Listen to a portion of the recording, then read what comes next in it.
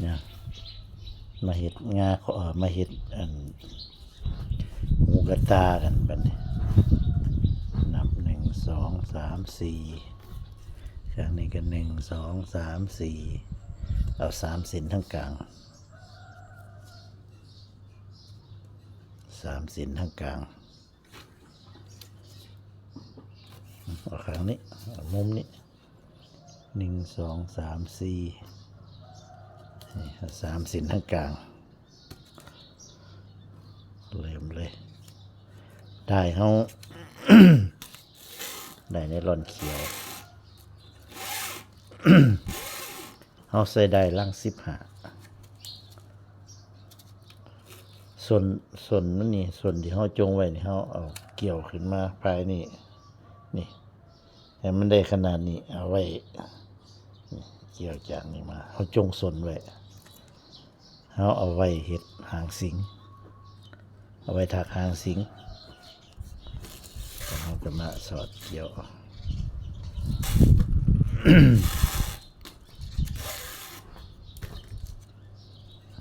ทิบเกี่ยวไว้เพื่อว่าบ่ให้มันแหลมแล้วเราจะมาสอดนี่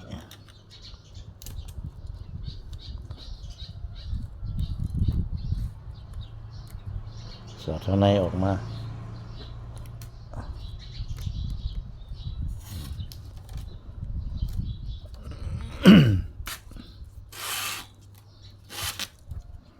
มันจะสอดขาตอกมันก็สี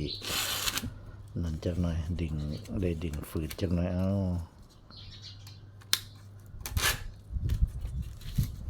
าสีเอาหูน้อยหูใหญ่เอากะกาวสำนีก็คิดว่าน่าจะพอดี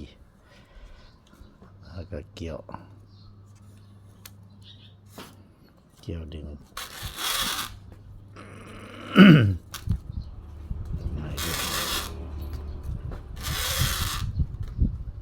รอบแรกเขาเกี่ยวซะก่อนเพื่อว่าเขาสิบ่ให้มันแลนได้มันสิบ่ได้แลนนี่เขากะเอา เกี่ยวหูน้อยหูใหญ่เขากะเอาพอได้ขนาดที่เขาต้องการเราก็เกี่ยวขึ้นพี่สอดนี้ที่เก่าสอดเข้าไปทั้งในเขาออกข้างละ3 เซนทั้งนอก3ทั้งใน3สิเป็น6 เซน6 เซนนี่ถือว่าแข็งแรงทนทานบ่ขาดรับประกันว่าบ่ขาดแน่นอน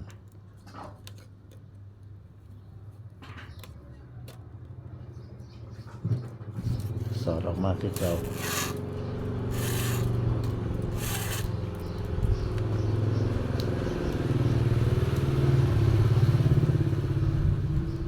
จับใส่กันมาสอดตรงนี้คือเก่า ความยาวของได้นี่เขาใส่ได้อยู่วา1วาที่2นี่เอาฮอดคอศอกวาที่2เขาเอาฮอดคอศอกวา1นี่เขาที่แรกนี่เขาดึงสุดวาได้วา1บัดนี้เขาดึงไปวาที่2นี่เอาให้ฮอดคอศอกดึงจากข้างขวาไปข้างซ้ายก็ให้ฮอดคอศอกข้างซ้ายหมองเขาพับแขนนี่แหละแล้วก็ตัดเอาเลยประมาณนั้นใส่ประมาณนั้นได้6 เซนทั้งนอก6แล้วทั้งใน3ทั้งนอก3เป็น6 เซนบัดนี้เขาก็มาคิดเอา6 เซนนี่พอหรือเสียวหลายก็หันก็ได้แล้วแต่ผู้สิเอาแต่ว่าซ้ำ6 เซนนี่ก็ แน่นบ่แห้งละแข็งแรงบ่แห้งละรับประกันบ่ขาด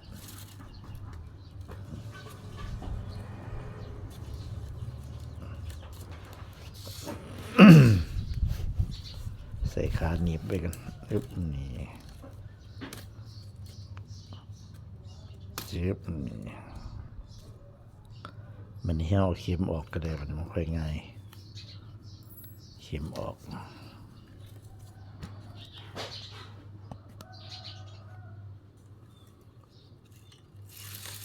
กระดิ่ง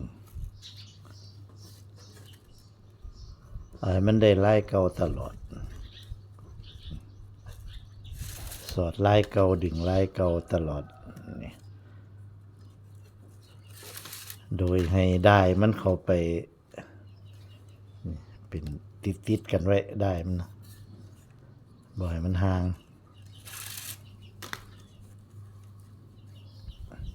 หรือบางคนเพิ่นก็อาจสิมีวิธีเฮ็ดของเพิ่น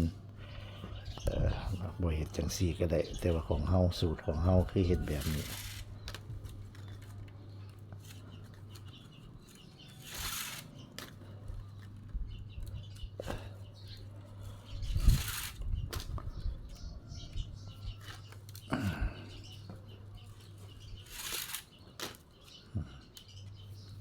คือเฮารัดได้รัดให้ได้6 เซนนี่มันติดกัน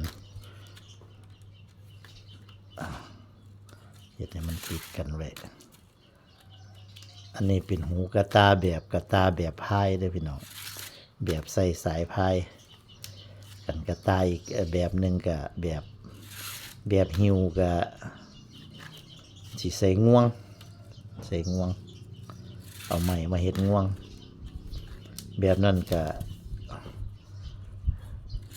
พายก็ได้อยู่แต่ว่าก็บ่ดีปานใดเวลาเขาพายมันกระตามันสิแข็งมันบ่คือแบบสายแบบใส่สายพายนี่มันสิเวลาเขาพายมันสิย่อนอยู่ลุมแต่ว่าแบบเขาใส่ไม้เฮ็ดง่วงมันนี่เวลาเขาพายมันสิแข็ง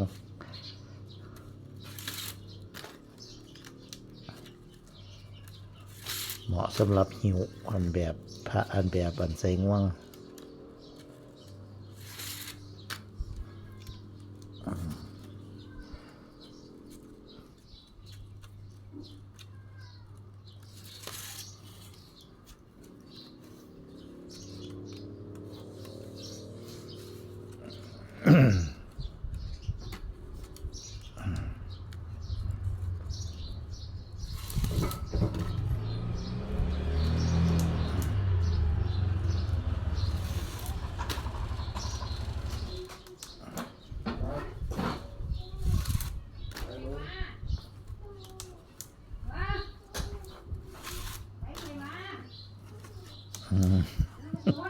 ท่านเลี้ยวบนนอหูกระตาเนี่ยหลานมาแล้วจอมกวนมาแล้ว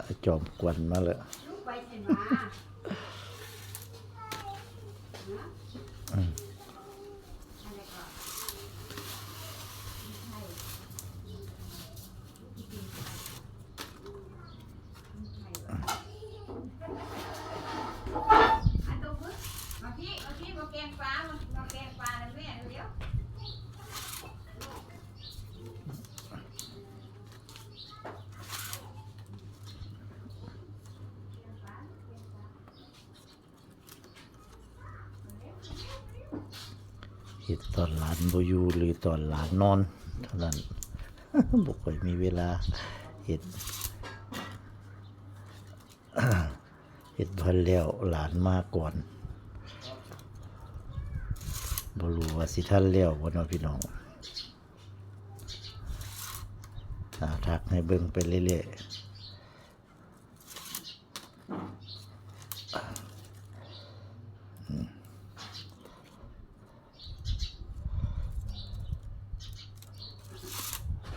เอาที่เพื่อ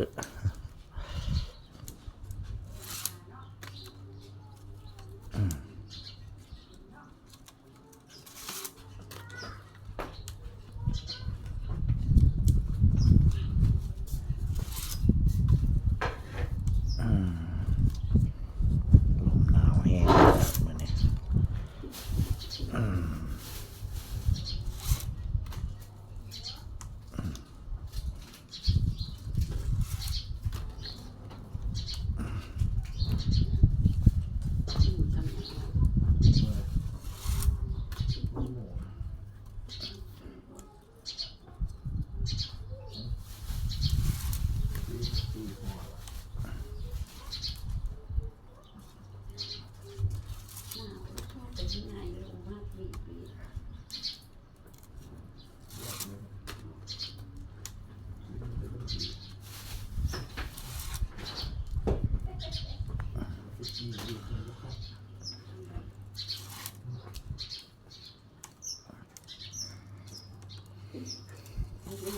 เราเฮ็ดหูยาวไหลหูใหญ่ไหลก็บ่งาม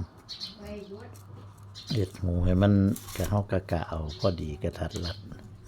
แต่นี่ก็ยังอยากใหญ่อยู่ก็บ่จัก มันบ่มีแบบมีแต่กะเอาเลยบ่คือเฮ็ดหูกระติบเข้าหูกระติบเข้าเนี่ยเฮามีไม้เฮ็ดแบบ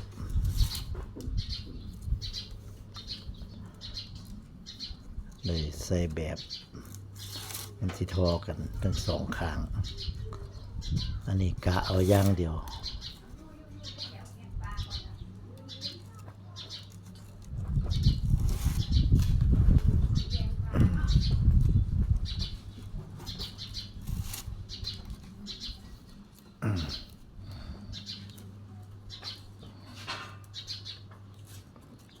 แต่มันเค็งๆจำๆ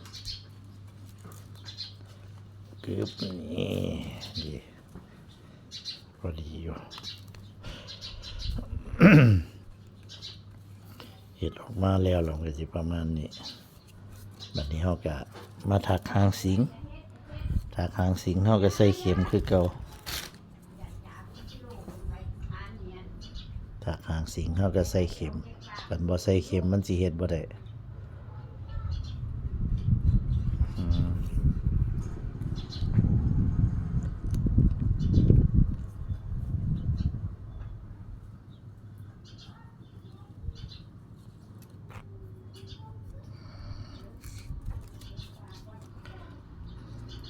เอาไปสอดตรงนี้มาสอดเพื่อว่าสิให้มันเกาะกันไว้นี่เราก็มาดึงกึบนี่มันสิดึงกันมันสิคล้องดึงกันอยู่นี่เราก็มาสอดฝ่ายนี้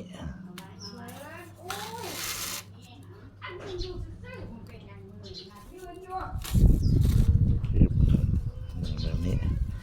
แล้วบัดนี้เฮาสิเกาะกันนี่เฮาก็คือมาสอดดึงทางนี้กึบบัดนี้เฮาก็กาวมาพี่เลยกึบ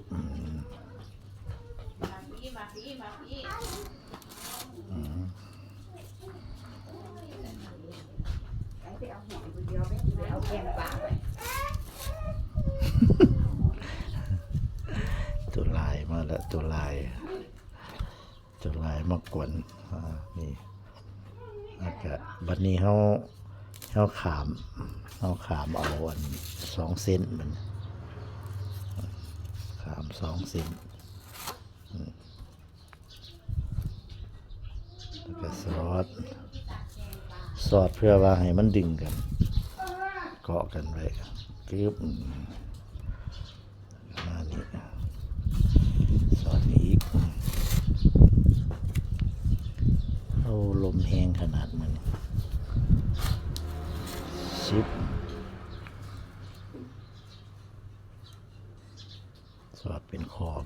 ไป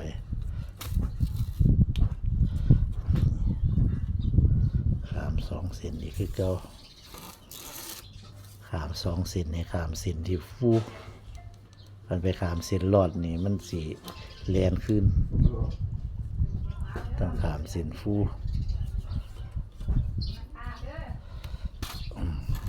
พูดเลยมือเดียว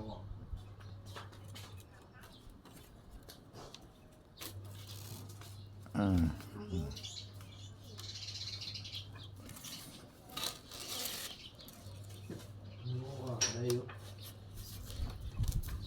หมดเลยสัญญาในที่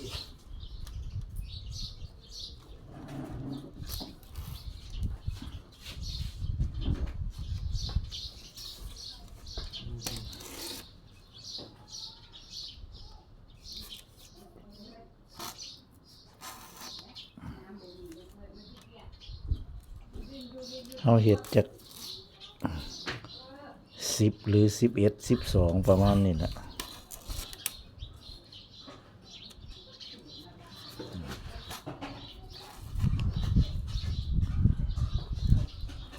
แทงไปนับเบิ่ง นับเอาพี่เลย1 2 3 4 5 6 7 8ได้8ชิป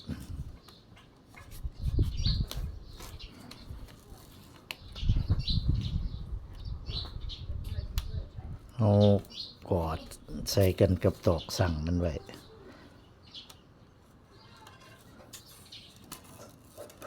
ชิป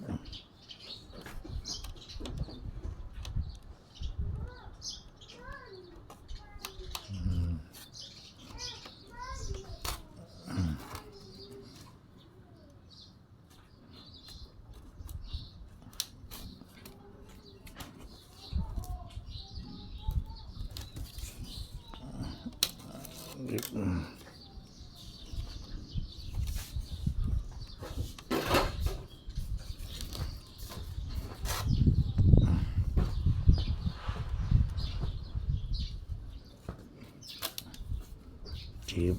1 2 3 4 5 6 7 8 9 10 11อันนี้เอา11 11เอา12ก็ได้อยู่ได้เฮายาวอยู่แต่ว่าเฮาเอา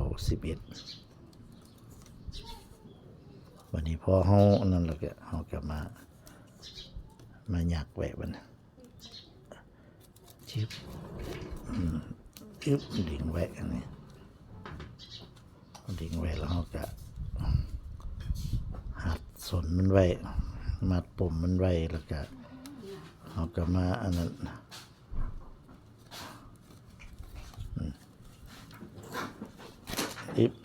กึบ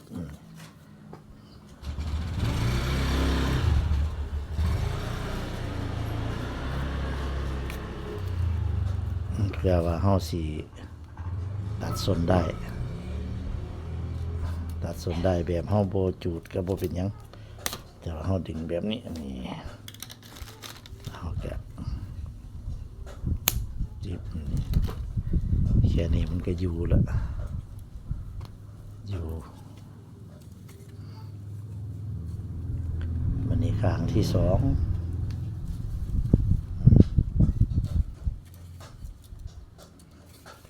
เราก็มาดึงได้ที่เขาเกี่ยวไว้ปึ๊บดึงเขาก็มาดึงโค้งมาพี่บัดนี้กึบจองไว้ข้างที่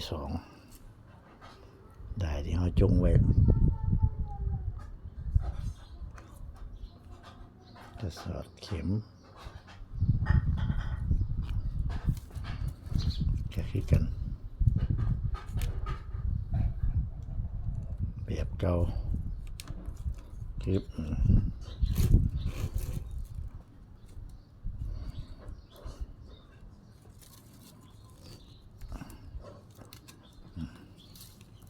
ถักห้อยไว้ให้มันดึงกันนี่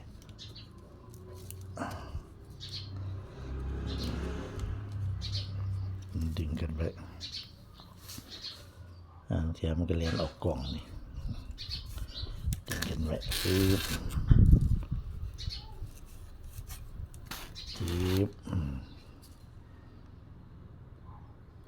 แล้วก็มาห้อยทั้งนี้กึบนี่จิ๊บคือกันพี่น้องเกิดมา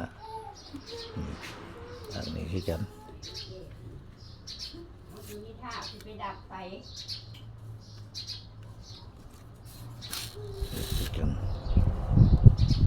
เฮ็ดคือกันกับทั้งแรกจิ๊บก็มาห้อยใส่กันเลยให้มันดิ่งจิ๊กนี่แบบนี้ไปคือกันกับตัวนี้สำหรับคลิปนี้ก็ให้เบิ่งถักเล็ดหูแล้วก็ถักหางเสียงให้เบิ่งข้างหนึ่งก็เริ่มต้นให้เบิ่งสักนิดละ